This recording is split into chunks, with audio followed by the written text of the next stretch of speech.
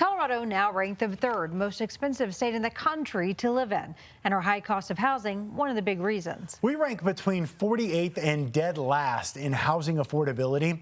Now, state lawmakers are pulling out all the stops in hopes of changing that. Your political reporter Sean Boyd is here to break down this year's affordable housing bills. And Sean, there are a lot of them. Yeah, lawmakers have introduced 8 affordable housing bills in the first 7 days of session, and there are more to come.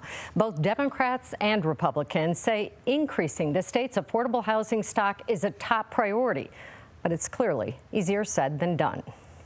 We've always said with housing, there's no one silver bullet. There's no like, oh, we passed one bill and all of a sudden everybody can afford housing in Colorado. Governor Polis and Democratic lawmakers didn't try to sugarcoat the state's affordable housing crisis. Neither did Republicans. How are we failing in this space to truly address the issue? Both parties have passed bills year after year aimed at spurring development, yet Colorado's housing market continues to be one of the most expensive in the country, due in part to the price of land. Democrats have introduced a bill that would allow schools, universities, and nonprofits to use land they own for affordable housing, regardless of how it's zoned. And these are partners who are willing to take the most expensive piece of the puzzle off the table by using their land for the purpose of building affordable housing.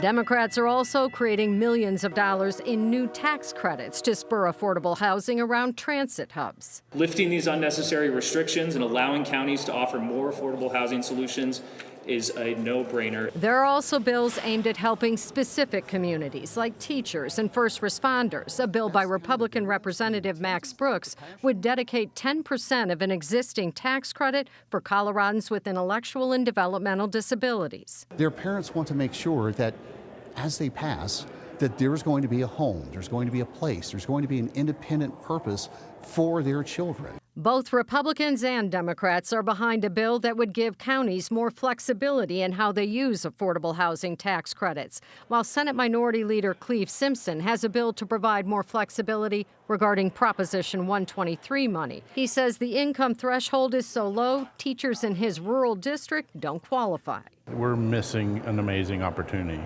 Developers and communities are coming together. They're doing it the right way, collectively, collaboratively, to get the cost as low as possible, and then not to be able to get folks in is challenging.